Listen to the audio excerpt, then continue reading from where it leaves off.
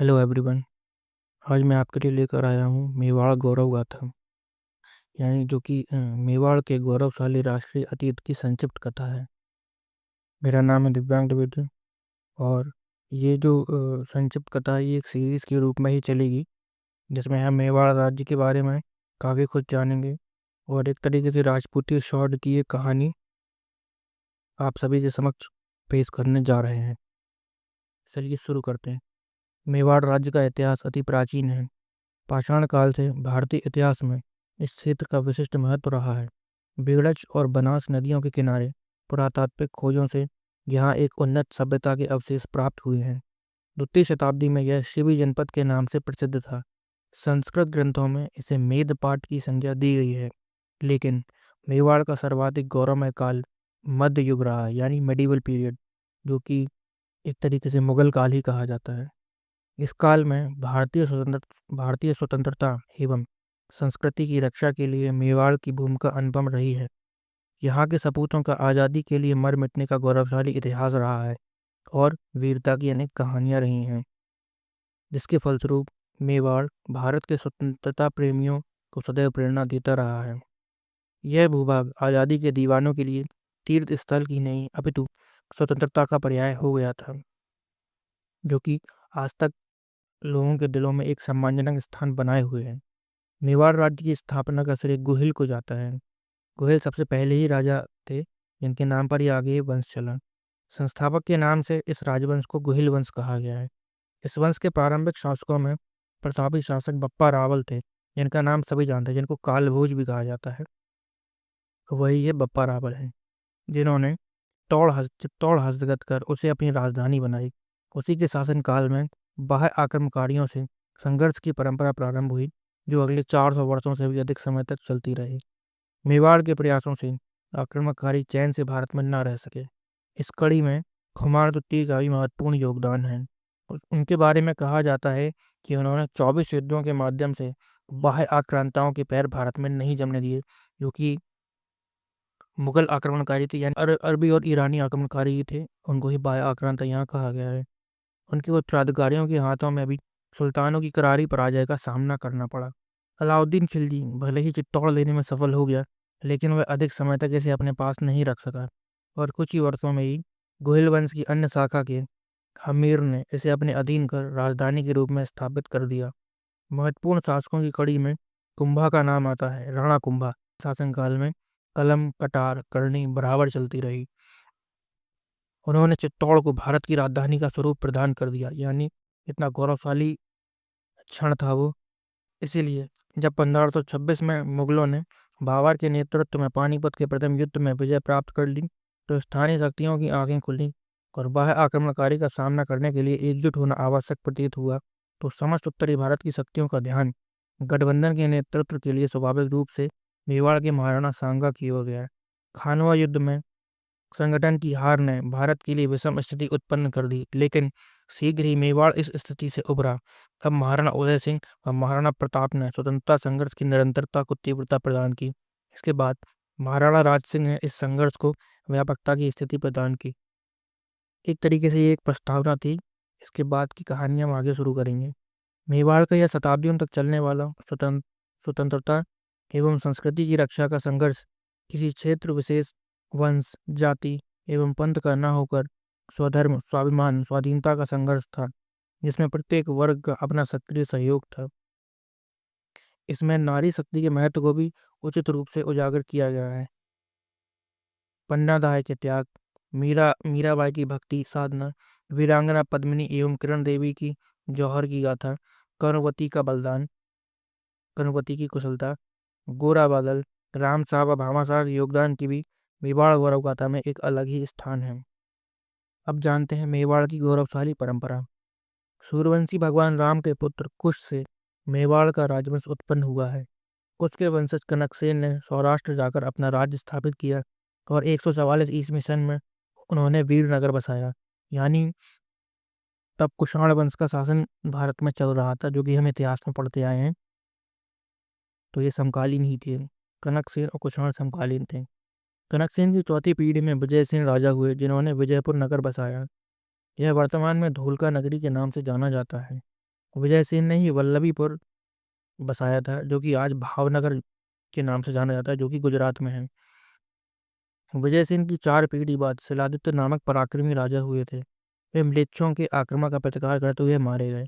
उनकी एक रानी पुष्पावती अपने मायके जा रही थी। रास्ते में वीरनगर के पास उन्हें यह दुखद समाचार मिला। कुछ समय वह गर्भवती थी, अतः उन्होंने वहीं एक गुफा में आश्रय लिया। इस गुफा के पास की बस्ती में कमलावती नामक एक ब्राह्मणी रहती थी। रानी पुष्पावती ने गुफा में ही पुत्र को जन्म दिया, और उस जन्म के बाद रानी ने कमलावती को बुलाकर प्रार्थना की कि तुम इसे पाल पोस कर बड़ा करना, और बड़ा होने पर किसी राजपूत कन्या के साथ इसका विवाह कर देना। इसके पश्चात रानी ने चिता जलाकर अपनी जीवन लीला समाप्त कर ली, यानी वह सती हो गई। गुफा में जन्म लेने के कारण उस बालक का नाम गुह पड़ा, जो कि धीरे धीरे गुहिल में परिवर्तित हो गया, बोलचाल की भाषा में गुहिल हो गया। उन्होंने ईडर के वृद्ध राजा मांडलिक से ईडर का राज्य प्राप्त किया है। उनके वंशधर ही उनके नाम से ही गहलोत कहलाए, जो कि आगे चलकर अपभ्रंश के रूप में गहलोत हो गए। आज राजस्थान में कई लोग अपनी कास्ट के नाम मतलब सरनेम गहलोत लिखते हैं, मूल नाम गुहिलोत ही है। राजा गुहिल से गुहिलगतों का वंश 566 ईस्वी से मेवाड़ में प्रारंभ हुआ, यानी यह उत्तर गुप्त काल मान सकते हैं। उत्तर गुप्त काल के ही समकालीन थे, जहाँ मेवाड़ का राज्य प्रारंभ हुआ, मतलब गुहिलोत वंश प्रारंभ हुआ। राजा गुहिल के पश्चात क्रमशः भोज, महेंद्र और नाग राजा हुए। नाग ने ही नागदा को अपनी राजधानी बनाया, जो कि एकलिंग जी के पास स्थित है। नाग के बाद शिलादित्य, अपराजित एवं महेंद्र तृतीय राजा हुए। इन्हीं महेंद्र के बाद कालभोज राजा हुए, जो बप्पा रावल के नाम से जगत विख्यात हुए। अब यहाँ से असली वॉरियर की कहानी शुरू होती है। एकलिंग जी के दीवान बप्पा रावल। हारित ऋषि के मार्गदर्शन में बप्पा रावल ने भील राजपूतों की सेना का निर्माण कर चित्तौड़ पर आक्रमण किया, तथा चित्तौड़ के मौर्यवंशी राजा मोरी को परास्त कर उसे अपने अधीन कर लिया। चित्तौड़ में बप्पा रावल के राज्याभिषेक में बीलू व देवा भील ने अपने रक्त से उनका अभिषेक किया। हारित ऋषि लकुली संप्रदाय के थे, तथा देश पर हुए विदेशी यवनों के आक्रमण के विरुद्ध जन जागरण कर लोक संगठन द्वारा देश की रक्षा का कार्य करते थे। वे शिवभक्त थे। भगवान एकलिंग के इन पुजारी ने ही युवक बप्पा की क्षमताओं और योग्यताओं को परख कर उन्हें दीक्षा दी।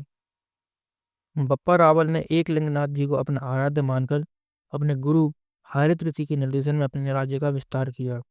अपने राज्य को एकलिंगनाथ की सेवा में लगाकर उन्होंने कहा कि यह राज्य एकलिंगनाथ जी का है और मैं तो सिर्फ इसका दीवान हूँ। उन्होंने इसी भाव से राज्य का संचालन किया। यही परंपरा वर्तमान समय तक चली आ रही है। सन 712 ईस्वी में मोहम्मद बिन कासिम के सिंध पर हुए आक्रमण का प्रतिकार करते हुए प्रजावत्सल राजा दाहिर सेन तथा उनकी एक रानी का बलिदान हो गया था। उनकी दोनों पुत्रियों सूर्य और परमाल ने सफल प्रतिशोध लेते हुए मोहम्मद बिन कासिम को मरवा दिया। दोनों बहनों ने स्वयं को कटार मारकर अपना भी बलिदान दे दिया। दाहिर सेन की दूसरी पत्नी अपने 5 वर्ष के पुत्र को लेकर चित्तौड़ में बप्पा रावल के पास आई। बप्पा रावल ने उन्हें शरण एवं संरक्षण प्रदान किया तथा काबुल कंधार तक सेना ले जाकर अपने देश पर हुए आक्रमण का सफल प्रतिकार किया। बप्पा रावल ने गजनी के सुल्तान सलीम को हराया तथा उसकी पुत्री से विवाह किया। उन्होंने Isfahan, Kabul, Kandahar, Iraq, Iran, Turan, Kafiristan आदि पश्चिम के राजाओं को हराया तथा उनकी म्लेच्छ पुत्रियों से विवाह किया। इनसे बप्पा रावल के 130 पुत्र हुए, जो नौशेरा पठान कहलाए। बप्पा ने हिंदुकुश की पहाड़ी पर स्थित खैबर के दर्रे पर हिंदुओं का विजयी भगवा ध्वज फहराया। उनके प्रभाव से आगे 200 वर्षों तक उस इलाके में शांति बनी रही। सन 753 ईस्वी में बप्पा रावल अपने पुत्र को राज्य सौंपकर स्वयं सन्यासी बन भगवान एकलिंग की आराधना करने कैलाशपुरी चले गए तथा वहीं पर उनका निधन हो गया। वहां आज भी उनकी समाधि बनी हुई है, जिसे बप्पा रावल मंदिर के नाम से जाना जाता है। 753 ईस्वी, इसका मतलब ये दक्षिण भारत में जहाँ पल्लव और चोल का शासन चल रहा था, और यहाँ पर हर्षवर्धन के बाद का काल है, जिसमें बप्पा रावल का राज्य चल रहा था यहाँ। बप्पा रावल के पश्चात क्रमशः खुमार, मत्तट, भरतवट सिंह, खुमार द्वितीय, भरतवट द्वितीय इत्यादि राजा हुए, जो कि रण सिंह यानी राजा कर्ण सिंह तक वंश परंपरा चलती है। 1158 ईस्वी सन में रण सिंह यानी राजा करण सिंह के बाद उनके दो पुत्रों छेम सिंह एवं महाप से दो शाखाएं विभक्त हुई। एक रावल कहलाई और दूसरी राणा नाम से प्रसिद्ध हुई। रावल शाखा वाले मेवाड़ के स्वामी बने और राणा वाले सिसोदा के जागीरदार हुए। इसी कारण वे सिसोदिया कहलाए। महाराणा प्रताप सिसोदिया राजवंश के ही थे। और रत्न सिंह जिनके बारे में हम अगले पार्ट में पढ़ेंगे, अगले वीडियो में देखेंगे, वह रावल शाखा के ही थे, रावल कहलाए। ये जो है, यहाँ मोहम्मद गौरी का आक्रमण हो चुका है 1158 ईस्वी। इसके बाद ही मोहम्मद गौरी के आक्रमण प्रारंभ हुए। इससे पहले यहाँ गुजरात तरफ आक्रमण किया था, लेकिन वह असफल रहा।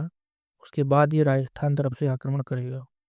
रण सिंह के बाद मेवाड़ की रावल शाखा में छेम सिंह, सामंत सिंह, कुमार सिंह, मथन सिंह, पद्म सिंह, जैत्र सिंह, तेज सिंह, समर सिंह और बाद में राजा रतन सिंह महारावल हुए थे। महारावल रतन सिंह ये वही अलाउद्दीन खिलजी और महारानी पद्मिनी वाले ही राजा रतन सिंह है, जिनके बारे में हम अगले पार्ट में पढ़ेंगे, अगले पार्ट में जानेंगे। तो आपको वीडियो कैसा लगा ये आप हमें बताएं और अगला वीडियो देखना ना भूलें।